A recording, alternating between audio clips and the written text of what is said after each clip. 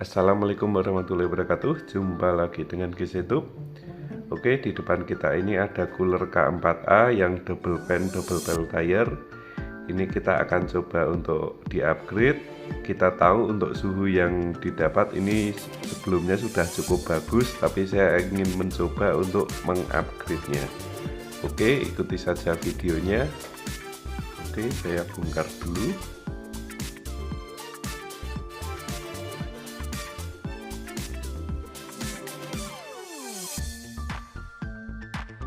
Untuk boardnya saya ganti dengan Quick Chuck AFC trigger seperti ini. Oke, untuk jalur pel tire saya seri dan untuk kipasnya saya paralel.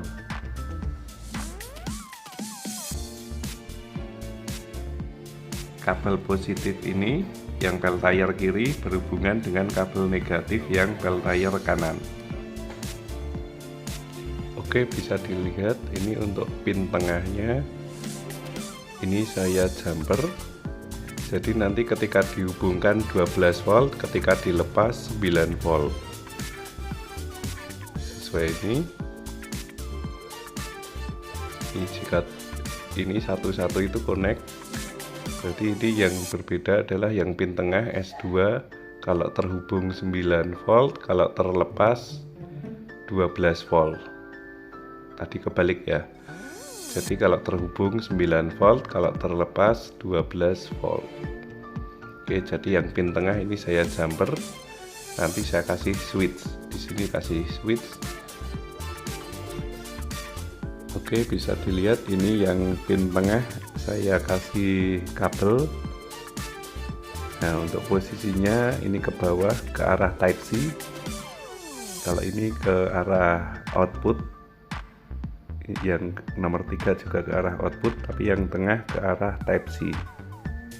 Nah, ini kondisi seperti ini 12 volt, tapi ketika kabel dihubungkan ini menjadi 9 volt. Jadi ketika ini connect menjadi 9 volt, tapi kalau terlepas 12 volt.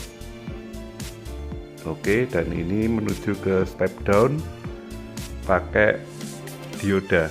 Ini dioda dulu baru ke step down. Saya bersihkan dulu.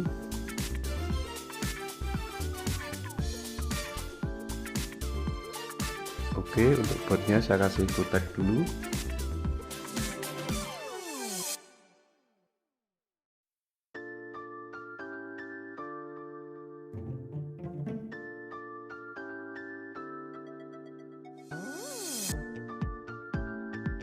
Oke, tunggu kering. Oke, saya beri lem plastik steel dulu.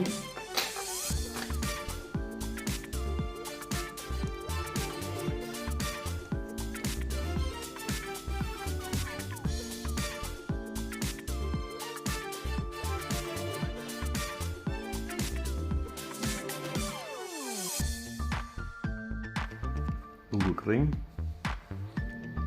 Oke, saya beri mega asbes dulu untuk di belakang kipas.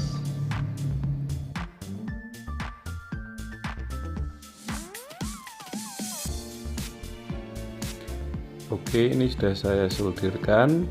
Ini input sini masuk, terus untuk pel tire masuknya ke sini yang positif, yang negatif ke sini. Kemudian untuk kipas ambil dari setelah step down. Ini dimasukkan lagi ke step down, terus ini untuk jalur ke kipas. Ini kipasnya ke sini dan ke sini ini. Oke, yang ini juga sama, ini jalur positif dari kipas. Gitu ya. Terus ini saya hubungkan ke switch on off. Oke, saya gunakan switch on off seperti ini, kecil.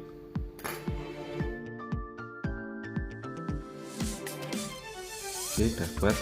Jadi nanti kalau mau menghidupkan 12 volt atau 9 volt tinggal diceklik.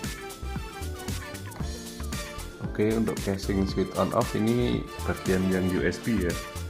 Jadi kan boardnya ini ada USB, ada Type C. Nah, bagian USB ini saya potong bagian bawahnya untuk menaruh switch on off.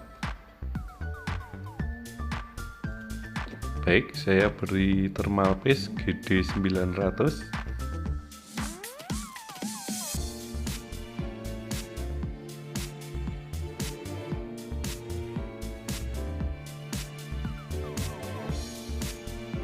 Oke, sekarang kita cek dulu tegangan yang terpakai. Coba kita hubungkan ke tegangan.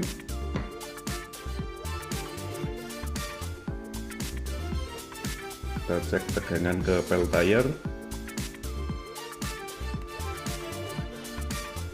Bentar, kurang pas. 8,7.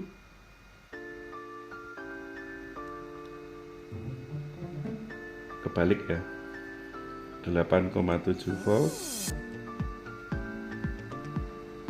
yang menuju kipas,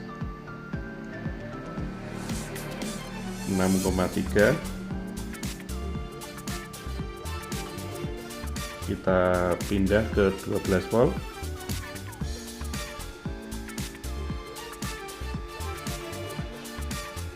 11,6 menuju fan, 7,6. Oke, sekarang saya pasangkan dulu. Oke, seperti ini. Port Type C nya di sini switch on off nya.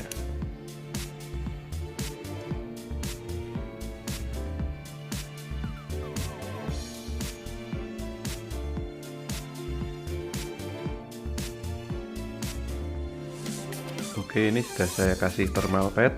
Saya tidak menggunakan thermal paste, soalnya yang aslinya juga menggunakan thermal pad.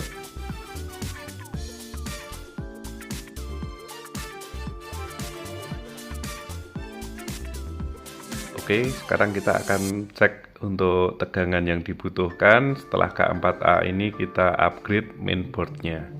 Oke, kita hubungkan ke tegangan.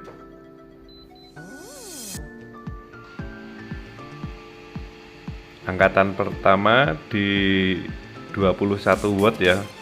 Untuk powernya 1,6 ampere. Ini yang mode turbo 12 volt. Oke, 12 volt 1,5 ampere setelah berjalan. Sekarang kita pakai mode normal. Berjalan di tegangan 9 volt 1,1 ampere atau 10 watt. Oke, dan ini adalah K4A yang masih normal, masih standar, belum pernah saya buka. Kita hubungkan ke tegangan, kita cek daya yang dibutuhkan.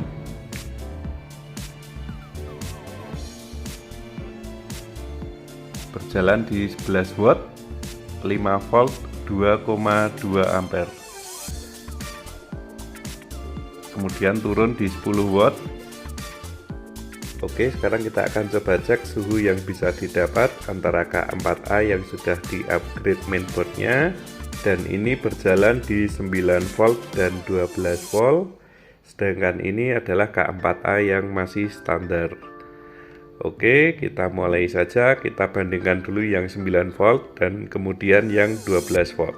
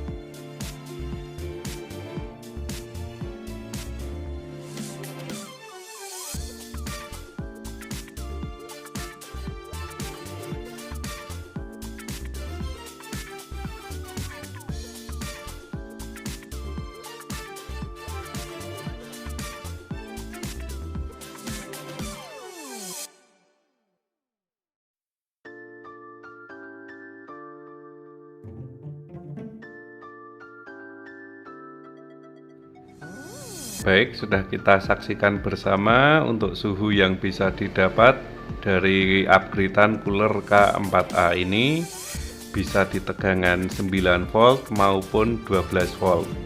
Dan ini bisa menggunakan charger Quick Charge 3.0 yang model USB ataupun yang model PD. Jadi pakai dua model charger bisa.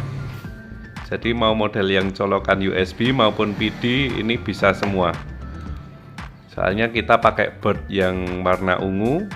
Untuk suhu yang didapat cukup memuaskan walaupun hanya penggantian board.